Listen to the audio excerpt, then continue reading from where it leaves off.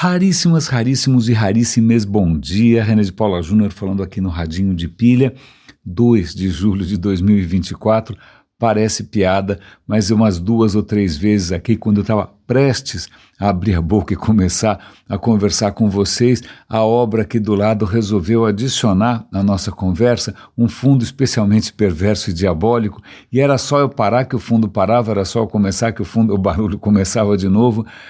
Parece sacanagem, mas isso obviamente é um viés cognitivo e eu estou atribuindo uma intencionalidade a um acaso completamente fortuito. O que me faz lembrar aqui, e acho que porque esse vai ser inevitavelmente o eixo do episódio de hoje, me faz lembrar de uma certa feita quando eu fui fazer uma visita de trabalho a uma pessoa muito importante que eu não conhecia ainda, né, sei lá, que trabalhava num banco espetacular, maravilhoso, poderosíssimo, tal. Então eu tive o privilégio, né, de ser, imagina, entrei ali naquele templo, né, cheio de obras de arte, magnífico, e fiquei esperando a executiva de altíssimo nível chegar, e ela não chegava. Eu falei, bom, tudo bem, enquanto isso eu vou conversando, conhecendo pessoas, observando o ambiente. E aí ela finalmente chega esbaforida, irritada, dizendo PQP, FDP, puxa vida, justo hoje que eu tinha um compromisso, um cara resolveu se jogar na frente do metrô e se matar, puxa vida, e ficou xingando o rapaz como se ele tivesse arquitetado com muita precisão, né, o dia e o momento exato de se jogar na frente de um bólido, né, para prejudicar a agenda de uma pessoa tão importante. Né? Isso é bom para ilustrar não só, eventualmente, o quanto executivos de corporações se descolam da realidade e perdem qualquer possibilidade ou esperança de empatia com o cidadão comum, não, mas também para ilustrar algo que a gente comentou bastante ontem, que é a questão de teleologia. Né? Teleologia é quando você acha que as coisas aconteceram porque elas tinham um objetivo. Né? O cara se matou porque ele queria atrapalhar a sua agenda. Não é? Ou então que, bom, a gente comentou isso aqui bastante, aliás foi um vídeo divertidíssimo da Sabine Rosenfelder, ela estava comentando uma declaração do Prêmio Nobel Steven Weinberg, que disse que quanto mais a gente compreende o universo, mais ele fica, ou aparece sem propósito, né? E isso não era uma afirmação desesperada, né? Que o cara estava se pulando da janela, não, que estava falando que legal, né? Qualquer ilusão que a gente tivesse de um propósito no mundo, ela simplesmente não resiste à experimentação, à reflexão direta. Então não era necessariamente uma afirmação da necessidade de um sentido maior que só provavelmente crenças e religiões podem prover. Era simplesmente o fato de que a ciência era uma vacina contra essa ilusão, né? E ela até brinca que, puxa vida, quando os cientistas finalmente viram o momento da criação, né, alguns segundos depois da criação do universo, né, não foi algumas centenas em suma, foram instantes, né, o universo tem 13 bilhões de anos, o que são 300 mil anos? Nada. Né, mas alguns momentos depois da criação do mundo, quando finalmente faz-se a luz, e não foi um momento de fiat lux, não foi nenhum momento bíblico, simplesmente o plasma do universo dá uma esfriadinha e a luz consegue para passear um pouco mais, a gente consegue até hoje ver essa primeira luz do universo e não está escrito louvemos ao Senhor, aleluia. Não está escrito nada. O que está escrito ali são confirmações da física quântica e pistas para a gente entender um pouco melhor da onde esse universo veio, para onde ele vai, tendo em conta sempre que nenhum universo sabe para onde ele vai. Ele simplesmente vai. Mas por uma coincidência que não é teleológica, né, mas é uma coincidência notável e para mim bastante prazerosa, eu tinha certeza que hoje eu ia comentar alguns episódios magníficos do The Rest is History e sobre a Primeira Guerra Mundial. Eu tinha certeza que eu ia começar com isso, mas aí o que acontece é que, de novo, caíram no meu colo alguns artigos e vídeos bastante interessantes, completamente desconexos, mas que com um pouquinho aqui de imaginação ou até de humildade a gente consegue ver que eles estão conectados. Então acho que o primeiro deles eu comecei a ouvir ontem, trânsito, aquelas coisas de São Paulo. Comecei a ouvir um episódio muito interessante do Sean Carroll entrevistando, já esqueci o nome, eu vou passar como sempre os links na descrição do episódio, perdão, a garganta enroscando aqui, e também no radinhodepilha.com, que tem busca, aliás, a busca me salvou hoje eu queria encontrar de novo como é que era o nome do maluco que disse que as inundações do Rio Grande do Sul e toda catástrofe natural são punição pelos nossos pecados. Eu descobri, chama Jordan Peterson, e aí ele está fazendo um tour pelo Brasil, falou aqui em São Paulo, aliás, uma das cofundadoras do Nubank é uma admiradora do Jordan Peterson, eu já dá vontade de eu fechar a conta, não é? Mas, desculpem, eu estou fazendo pequenas digressões aqui, né? Mas só para dizer que todos os conteúdos que eu recomendo, que eu comento, estão no radinhodepilha.com, em cada episódio tem a descrição, tem no canal do Telegram também, no canal do WhatsApp, mas eu estava ouvindo essa conversa do Sean Carroll e era com um filósofo da biologia. Caramba, eu já tinha ouvido falar de filosofia da ciência, mas normalmente filosofia da ciência acaba descambando muito para a física fundamental, né? E aí esse cara não, esse cara fala, pera um instante só, né? Eu sou um filósofo da biologia, e eles começaram a discutir uma série de ideias da biologia, da evolução, que tem desdobramentos, que tem implicações, que insinuam algumas conclusões, nem todo mundo concorda, né? Então Darwin, por exemplo, aliás, extrema coincidência, tem um dos caras que eu mais admiro, né, dos ingleses que eu mais admiro na BBC como divulgador de ciência, que é o Dr. Ai meu Deus do céu, agora deu branco do cara, logo o nome do cara, Adam Rutherford, né? O Rutherford, que é um cara super simpático, falante e tal, ele está justamente ali em corredores da biblioteca e ele acaba pegando ali um volume especialíssimo, porque é a primeira edição da Origem das Espécies, não é? Mas não só é a primeira edição, como é o primeiro exemplar impresso, porque a editora mandou para o Darwin dar uma olhada. Então, realmente, é o primeiríssimo, é um absoluto milagre. Ele está ali folheando e mostrando que o Darwin simplesmente, se ele fez alguma coisa, foi terminar com a teleologia. Né? Não que ele tivesse o objetivo, de novo, não foi uma coisa teleológica. Ele não saiu pensando como é que eu posso acabar com a teleologia, com a ideia de que, de repente, esse mundo foi criado com um propósito. Não era essa a ideia original do cara, foi uma conclusão a qual ele chegou. Aliás, chegou de uma maneira muito relutante, porque ele era um cara que inicialmente tinha fé, se não me engano ele perdeu a fé quando uma das filhas ou as filhas morreram, isso abalou um pouco a noção de um Deus bom e que, sei lá, é muito difícil de explicar desgraça quando você está muito apegado a uma ideia de uma divindade que só quer o seu bem e que te ama incondicionalmente, então por que você paga tanto perrengue?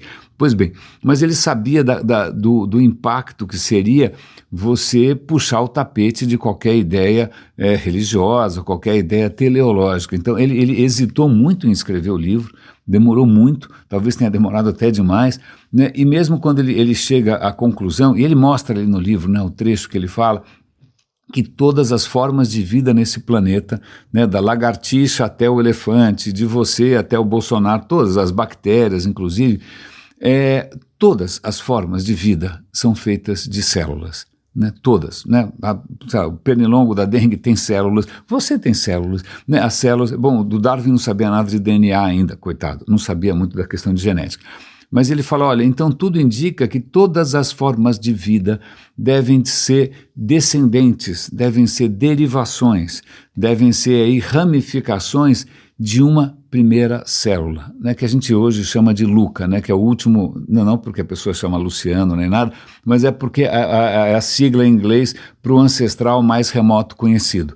Né? Então todas as formas de vida nesse planeta, e a gente não para de descobrir forma de vida, seja planta, fungo, tanto faz, vírus, não, todas elas nascem, são descendentes, são primas entre si, porque nascem em algum momento na história do planeta em que a vida, aí o Darwin ainda ele faz uma pequena concessão quando ele fala dessa primeira célula em que ele fala que a vida foi soprada.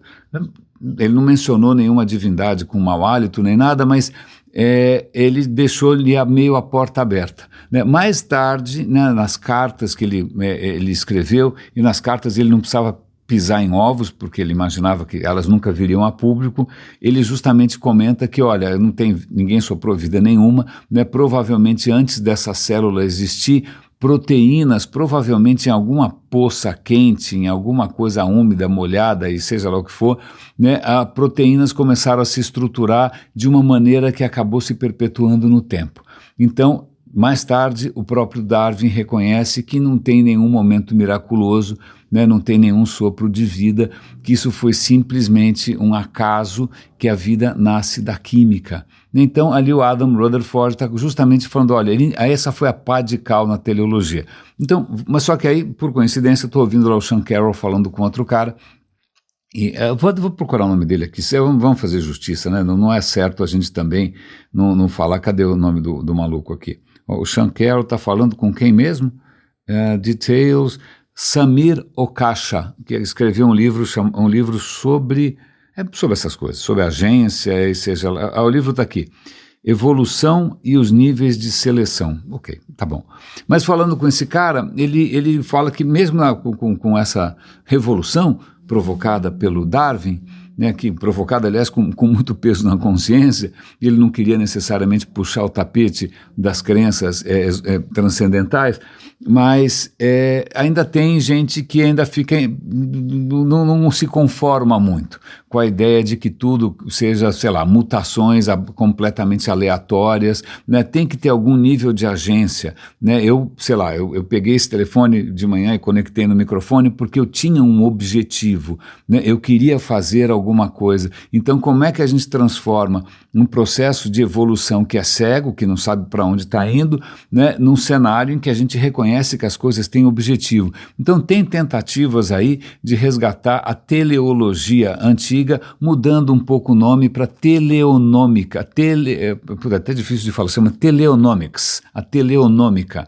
que é uma maneira de dizer que em níveis cada vez mais complexos de vida aparece uma agência, não uma agência de publicidade que vai cobrar BV dos anunciantes, não, uma agência, quer dizer, alguém capaz de ter objetivos e agir de maneira a atingir, eu estou parecendo um coach, né? Toda vez que eu ouço de objetivos eu penso em coach, eu penso em homicídio, mas deixa para lá. Mas voltando, então, coincidências, que interessante, né? A Sabine Rosenfeller falando de teleologia, o Adam Rutherford falando de teologia, e aí o outro maluco lá falando de teleologia, e aí por uma extrema, talvez até provocado pelo Jordan Peterson, que é essa figura nefasta que está por aqui, lotando auditórios, ganhando um dinheiro louco. A mulher dele abre a palestra dizendo que ela tinha um câncer, e ela falou, senhor, se eu me curar do câncer, eu quero ajudar o meu marido a difundir, sei lá o que ele difunde, ou ganhar dinheiro, e obviamente ela está lá viva, então é sinal de que algum milagre aconteceu, então você está testemunhando ali uma coisa teleológica, né, alguma divindade salvou essa moça para que ela pudesse estar enchendo o seu ouvido de bobagem. Pois bem, então, talvez por conta dessa, sei lá, relevância cada vez mais maior e mais espantosa de uma figura como Jordan Peterson, que, aliás, não se declara muito claro, se você perguntar se ele é cristão ou não, ele dá uma encebada, uma ensaboada, mas ao mesmo tempo ele fala o tempo todo de deuses, um personagem confuso, provavelmente mais um sociopata que gosta de segurar um microfone na mão, não é? E ganhar dinheiro com isso, obviamente. Mas dois artigos muito interessantes de uma revista chamada Quillette, uma delas diz respeito a uma polêmica, justamente fazendo um contraponto aí à posição do Peterson. A posição desse Peterson é que se a civilização moderna tem algum aspecto positivo, ela deve tudo não ao iluminismo materialista ateu, seja lá o que for, né, mas sim aos valores da cristandade. Né, teria sido o cristianismo que teria colocado valores como democracia, justiça, né, sei lá, cuidar dos pobres, embora aqui em São Paulo isso deu uma multa miserável, né, o processo foi aprovado, o projeto de lei foi aprovado, então caso você queira dar comida para mendigos na rua, você pode ser multado em 17 mil reais, a menos que você coloque mesa, talher, limpe tudo depois e pegue licenças da prefeitura, claro, é assim que funciona, né, mas esse fenômeno do Jordan Peterson está levando essas discussões interessantes sobre de onde vêm os valores da sociedade. Né? A gente tem que agradecer ao cristianismo por ter ensinado o que é a bondade, por ter ensinado o valor da paz, ou então, né, a gente reconhece que são dois artigos muito interessantes, os dois mais ou menos se complementam. Ou então a gente reconhece que mesmo antes de haver o cristianismo, você tinha correntes de pensamento e outras crenças também, que também pregavam a empatia, que também pregavam a bondade, que também pregavam um monte de coisas, né, e que inclusive deram origem à filosofia, ao questionamento do mundo, ao questionamento do que a gente está fazendo por aqui mesmo, inclusive com algumas ilusões, como Aristóteles, que era praticamente o pai da teleologia, né, e que isso acabou influenciando. Foi, acho que, o único filósofo que a igreja gostou, porque dava pelo menos algum suporte mais ou menos sério a essa noção de que o mundo tem um propósito. Mas, pois bem, então, tem esse discurso do Peterson que o cristianismo inventa os melhores valores possíveis, inventa a moral, e se a civilização hoje tem alguma esperança, alguma salvação, é voltar para a moral cristã. E, bom,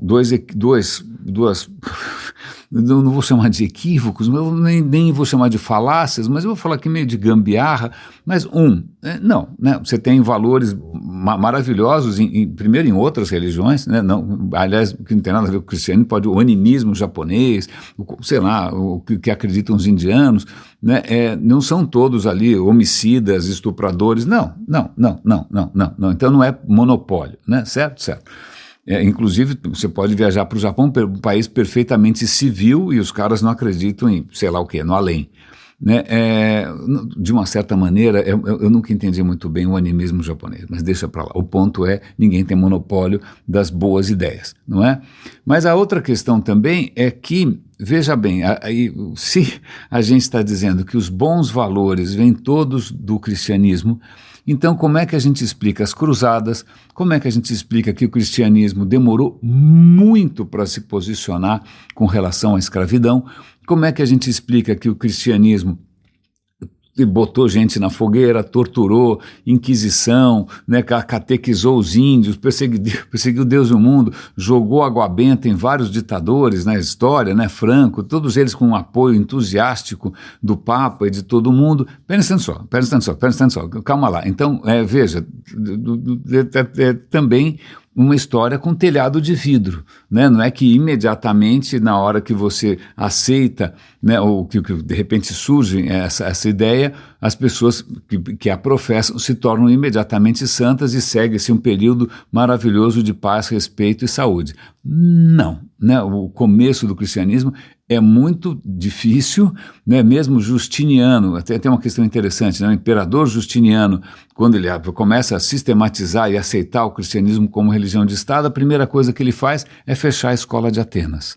Ou seja, de cara o cristianismo estanca, aborta, né? Já que a gente está falando de aborto, aborta o pensamento, aborta a investigação sobre o mundo, a gente aborta, não, parou, porque tem um livro só, esse livro é completamente inconsistente, é uma zona, mas a gente vai inventar 2000 anos de teologia para fazer uma cortina de fumaça e fazer de conta que essa coisa faz algum sentido, e quando não faz sentido você tem que ter fé, porque quando você tem fé, aliás, não precisa fazer sentido nenhum.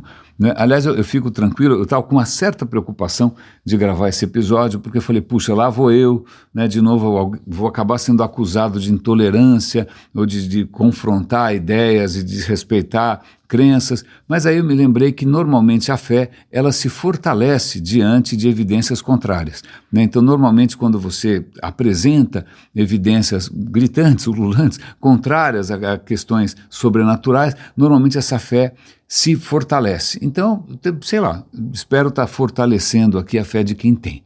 Né? De quem não tem, então eu espero que a conversa seja agradável. Né? Aliás, um parêntese aqui, eu convivo em perfeita harmonia, né, com muito amor com alguém com uma fé extraordinária, alguém que, né, que é absolutamente convencida do que acredita e que professa e que ensina. Isso não é um problema entre nós dois, né? Cada um no seu quadrado, isso nunca foi um problema. Eu nunca tentei converter, né, ou desconverter, eu sei lá como é que chama isso, né, nem vice-versa. Então veja, a convivência é perfeitamente possível, mas o problema é quando vêm essas figuras que vão dizer que, olha, é o seguinte, vocês devem tudo a nós, né? Mais ou menos. E aí a tese de um dos artigos é que talvez seja o contrário.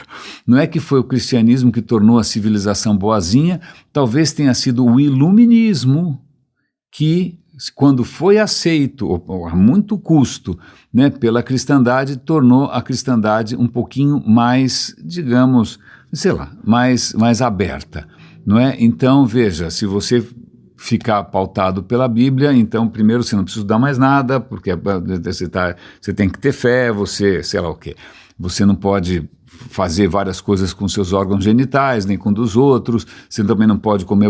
Veja, a hora que vem o iluminismo e prega a razão, que obviamente deu muito atrito, né? Muita gente foi queimada por causa de ideias parecidas, o Galileu escapou por um triz, não é? O iluminismo também foi encarado muitas vezes como com um atentado contra a fé, né? Mas isso acabou, querendo ou não, com a ideia de direitos universais, com a ideia de racionalidade, com a ideia de, sei lá, de saúde, medicina, ciência. Isso acabou, convenhamos, que é o que eu acredito, mesmo que eu não acho que o iluminismo tenha a chave para tudo, né?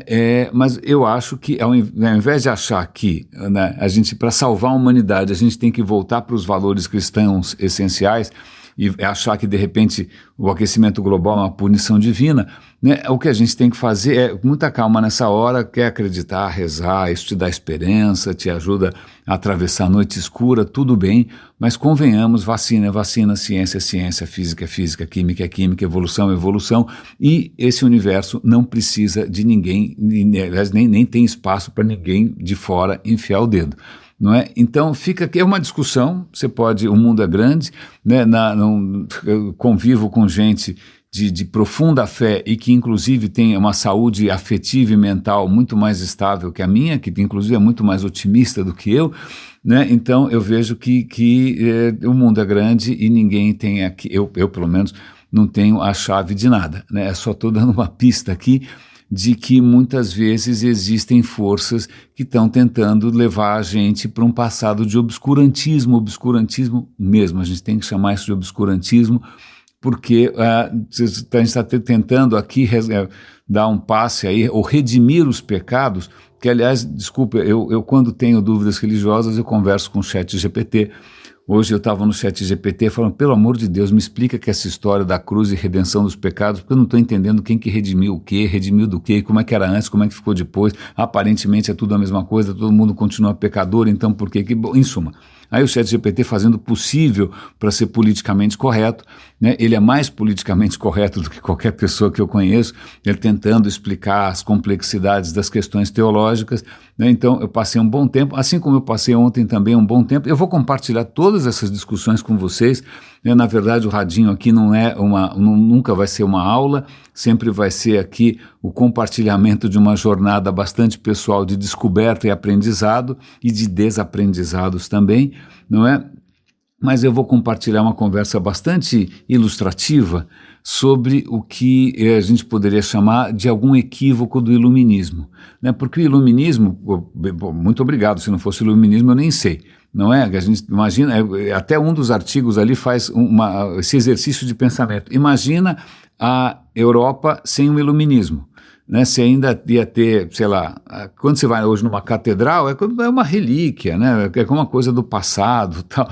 Não tem, mas imagina como seria a Europa sem o iluminismo, se a Europa fosse como, por exemplo, é a Índia, onde você tem ali a presença da religião e dos deuses muito mais viva, muito mais praticada. Hoje, países como a Inglaterra e Estados Unidos estão se tornando cada vez mais laicos, né? Então imagina como a gente seria voltar por um tempo medieval, né, de crença eu não sei se alguém aqui quer voltar para isso, né, mas voltando, são questões que me intrigam, porque talvez, essa é uma colocação minha, e eu vou compartilhar com vocês essa conversa com o ChatGPT, se o iluminismo, por mais revolucionário que tenha sido, por mais positivo que tenha sido, se ele não tem ali, digamos, um pecado original. E a minha tese é que o pecado original do iluminismo foi por desconhecimento, né, desconhecimento de coisas que a gente veio a descobrir depois, de que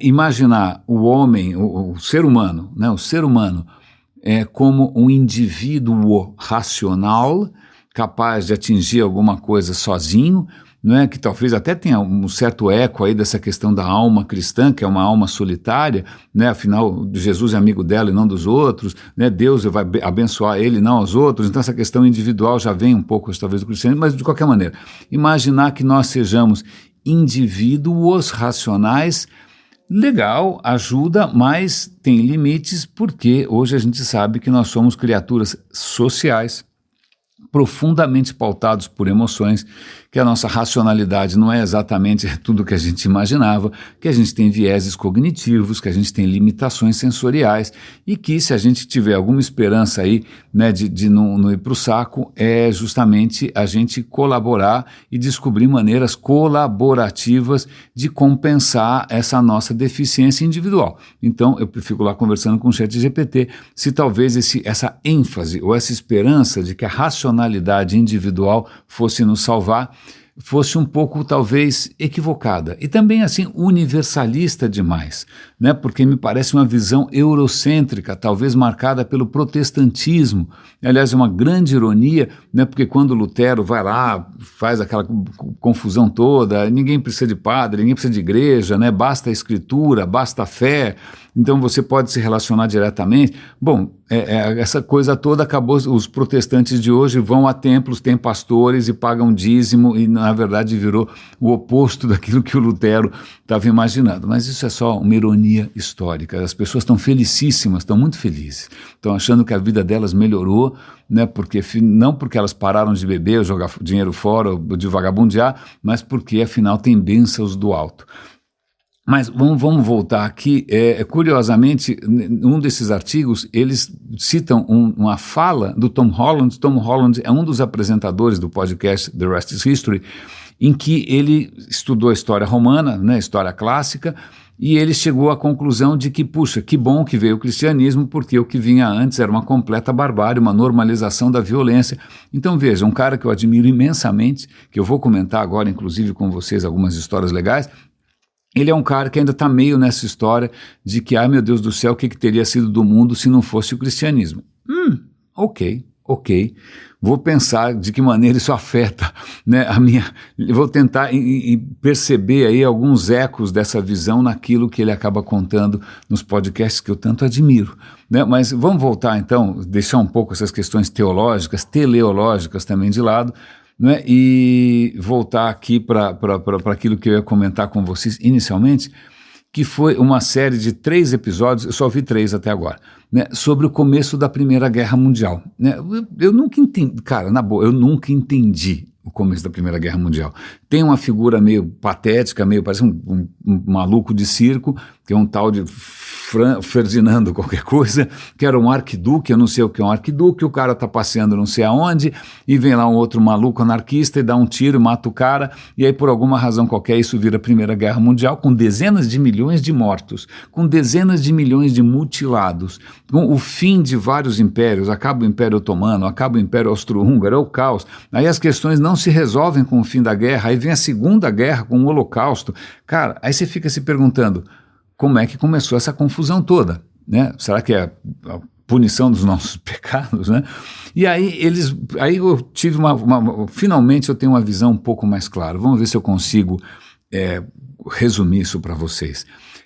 Século XIX você tem vários impérios. Você tem o Império Otomano, você tem o Império, que antes era o Império Austro-Húngaro, Império Austríaco, tem um monte de império, tá bom? Muitos dos países que a gente conhece hoje, eles não eram países, eles faziam parte desses impérios aí. No final do século XIX, começam a surgir ondas de nacionalismos. Então a Itália tem lá o Garibaldi, não sei aonde, nacionalismo aqui, nacionalismo ali, né? Chega dessa história de grandes impérios, precisamos resgatar a nossa identidade, vamos ter aqui poesias nacionais, hinos nacionais, sagas nacionais, né? Vamos nos libertar, e começa uma série de movimentos bastante agressivos, bastante violentos, né? Para tentar criar estados nacionais. Então, quando o arquiduque da Áustria, do Império Austro-Húngaro, é assassinado, isso não é novidade. Né? Nos últimos 10 anos, no começo do século XX, quero dizer, Vários outros líderes foram assassinados, vários outros líderes mundiais foram, sei lá, Sisi, o imperador Assisi, o imperador não sei de onde, o primeiro-ministro não sei do que, tá todo mundo tomando tiro para tudo quanto é lado. Né? Parece que a invenção da pólvora ou das armas de fogo facilitaram, digamos, esse tipo de confronto, né? Confronto bastante dramático entre ideologias. Mas, pois bem, então, não era a primeira vez que alguém tomava um tiro, né? Vários líderes tinham tomado tiro, eu já esqueci a lista toda e tal, mas vamos entender um pouco mais. Um dos impérios que ainda existia, né, no começo do século XX era o Império Austro-Húngaro. Né? A história é muito confusa, está muito ligada aos Habsburgos, então você tinha um império que era o Império Austríaco e que dominou uma região gigantesca. Não, tudo que você pode imaginar ali nos Balcãs fazia parte do Império Austríaco. Aí a Hungria começa a crescer. Aí eles fazem um acordo, tá bom, é o Império Austro-Húngaro, tá bom? Uma parte do império é um império só, né, é um imperador só, mas tá bom, vai ter um lado aí falando húngaro, outro lado aí falando alemão, mas ok, vamos assumir essa história. E vários países estavam debaixo do Império Austro-Húngaro, vários povos, né? E aí o que estava fermentando já na Sérvia, Sérvia ou Sérvia? Ok, vamos chamar de Sérbia. Na Sérbia, vários movimentos ali tentando se livrar dessa história do Império Austro-Húngaro, vamos criar uma identidade nacional, até alguns movimentos que até parecem nazismo, né? Fala, onde houver um sérvio morando é Sérbia, né? Ok, então se tiver um sérvio morando, sei lá, na freguesia do Ó, então vai ser parte da Sérvia também. Então vários movimentos começam a surgir, e aí vem um personagem que é o Gavrili Princip. O Gabriel, vamos chamar de Gabriel para facilitar, né? Ele nasceu numa região completamente remota, montanhesa, campesina, do que hoje é a Sérvia, entendeu? Ele nasceu lá, mas a família dele até que não estava mal, a família dele tinha uns recursos, tá? Um moleque parecia prometer. Eu sei que no fim eles mandam o menino estudar e mandam o cara para Sarajevo. Tá bom? Ele chega em Sarajevo, imagina, era um cara nunca tinha andado de trem, primeira vez que o cara toma um trem na vida. Aí ele chega em Sarajevo, uau, né? Sarajevo, vale lembrar, Sarajevo tinha sido parte do Império Otomano, então você tem várias construções muçulmanas, né? Você tem mulheres de véu na rua, homens com turbante e tal, mas ela acabou sendo conquistada pelo Império Austro-Húngaro, então Sarajevo tinha um legado muçulmano, mas também tinha agora os austríacos que eram profundamente católicos. Vale lembrar que o Gavrili, ele era cristão ortodoxo, então ele era cristão ortodoxo porque aquela parte inicialmente fazia parte do antigo Império Romano ortodoxo, tá bom. Ok, então imagina, um cristão ortodoxo, caipiraço, não conhece absolutamente nada, de repente chega numa grande capital, por assim dizer, e aí é confrontado com uma diversidade que ele não podia imaginar. Né? Fala, como assim eu vou me hospedar com otomanos? Não quero, não quero. Então o cara está ali meio deslocado. Né? Ele começa a estudar ali, começa a ir muito bem nos estudos, os pais estão mandando grana e tal, mas o que acontece é que ele está deslocado. O que, aliás, parece ser um ponto comum a muitos terroristas até hoje. Né? Você pega o Bin Laden, uma família mandou o cara estudar na Suíça. Você pega o Kim Jong-un da Coreia do Norte, também foi estudar na Suíça. Né? Você pega Pol Pot, que foi o pai, imagina, não é uma palavra horrível, né? Mas foi o causador daquele massacre horroroso no Camboja, milhões e milhões de mortes, do Khmer Rouge, ele também foi estudar em Paris. Né? Então se pega um cara que sai, sei lá de onde, né? De repente cai num universo completamente diferente, que para ele é chocante, ele não se encaixa, o Gavrili não se encaixa, assim como os outros também não se encaixaram, começa a desenvolver um ressentimento, ele não se relaciona com ninguém, é um cara solitário, parece esses incel americanos que saem matando gente à torta e à direita porque ele não comeu ninguém, né? Ele começa a ficar muito isolado, ele começa agora a achar que ele era mais inteligente que todo mundo é burro, né, que é outro fenômeno muito comum, só ele viu a luz, só ele leu os livros e tal, e ele acaba se envolvendo ou sendo sugado por alguns movimentos nacionalistas sérbios, e aí num belo momento ele resolve, né, se engajar num atentado suicida, porque a Sérvia tinha um herói enaltecido por poemas, etc. e tal, que era um rapazinho que resolveu tentar matar o governador austríaco, não conseguiu, né, foi trucidado por causa disso, mas virou um mártir. Então o Gabriel, ele visita o túmulo desse mártir, né? Ele fala, eu vou ser como você e tal, então eu vou participar dessa conspiração maluca aqui para matar o arquiduque da Áustria. Então tá bom, a gente já tem um pouco aí o perfil do Gavrilli, que é um cara que vem do interior, ele chega numa cidade muito cosmopolita, ele não entende nada, né? Ele se desloca, ele fica isolado, ele começa a criar um discurso de ressentimento. Vale lembrar, Napoleão também veio da Córcega e o Napoleão odiava o Império Francês, né? São sempre essas figuras meio ressentidas que não comeram ninguém. O Hitler também é outro, né? O Hitler chega em Viena, né, achando que vai arrasar, não arrasa patavina nenhuma, né? Ele não é um artista como ele imaginava que fosse, é um cara ressentido, bom, e assim vai, o ressentimento movendo a história, né? Sociopatas que deviam fazer terapia fazendo história. Então ele se envolve nesse atentado para matar o arquiduque e mata o arquiduque. Agora a história do arquiduque é interessante porque o Império Austro-Húngaro estava há centenas de anos na mão de um imperador só, que era o Franz qualquer coisa. Né? O imperador Franz, o cara já era uma múmia, parece que o cara não ia morrer nunca. Né? Mas está tudo bem, ele está mantendo o império em ordem, é um império relativamente progressista, ele chegou numa região como a Sérvia, ele vou dar um banho de civilização, vou colocar escolas, vou colocar trem, vou colocar empreendedorismo, você vai fazer parte de um império que é de livre comércio, né? Então ele acaba tendo ideias ali que vão promover o progresso em regiões bastante abandonadas. Mas ele está ficando velho. Quem vai ser o sucessor? Né? Aliás, o irmão dele, o Maximiliano, foi ser imperador do México, uma história super mal contada, e foi fuzilado no México. Então ele fica meio deprimido porque o irmão dele, um Habsburgo, né, morreu, né? Morreu fuzilado no México. Aí tá bom, mas ele tem um descendente que é uma figura super carismática, mas o filho dele se mata. E aí nessas maluquices de sucessão, aí quem acaba se tornando o herdeiro o herdeiro, né, natural, acaba sendo um cara que nunca imaginou que ele fosse seu herdeiro, porque ele estava lá na ponta da pirâmide da família, né, que é justamente o Ferdinando. Ixi, eu vou ser herdeiro. Ai, minha Nossa Senhora, né, o que eu faço agora? E aí, bom, você tem que casar. Aí se ele quisesse casar, ele ia ter que escolher entre 15, né, aristocratas que faziam parte de todo um xadrez muito interessante, político, casamenteiro, né, para manter as dinastias, mas ele se encanta com uma moça que não é uma arquiduquesa, né, é meramente uma duquesa. Aí o imperador fala, olha, se você casar com essa moça, ela nunca vai ser uma arquiduquesa e seus filhos nunca vão ser arquiduques, então não acaba por aí a sucessão. Se você casar com ela, você não vai poder frequentar as festas, você não vai ser convidado para nada, se você virar imperador e for representar o império, você não vai poder levá-la junto. E o cara falou, caguei, eu não sei como é que fala caguei em austríaco, né? E aí ele casa com a moça de qualquer maneira, bastante corajoso, né? Casa numa igreja simples, né? Nenhum dos aristocratas vão, só alguns amigos mais pessoais. Pois bem, é esse cara que inclusive tem planos bastante progressistas.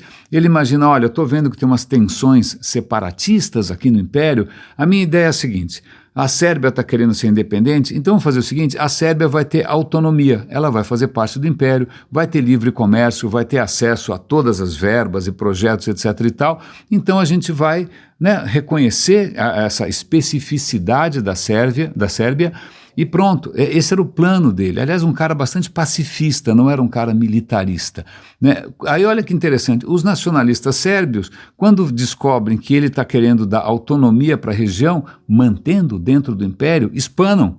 Porque imagina, o que eles querem é ter um império sérvio, né? Que eles querem ter um império, imagina, onde já se viu essa ideia de ser integrado numa comunidade, quase que um precursor da comunidade europeia.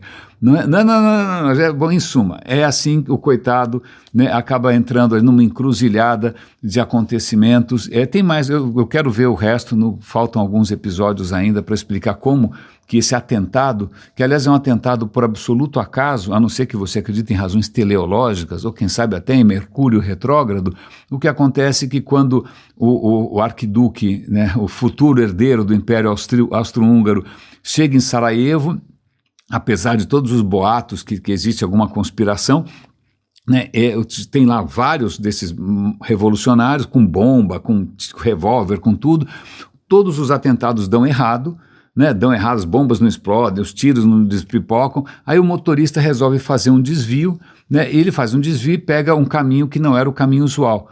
Por acaso, o Gabriel, já tinha desencanado, falou, deu tudo errado nessa porcaria mesmo, eu vou para casa.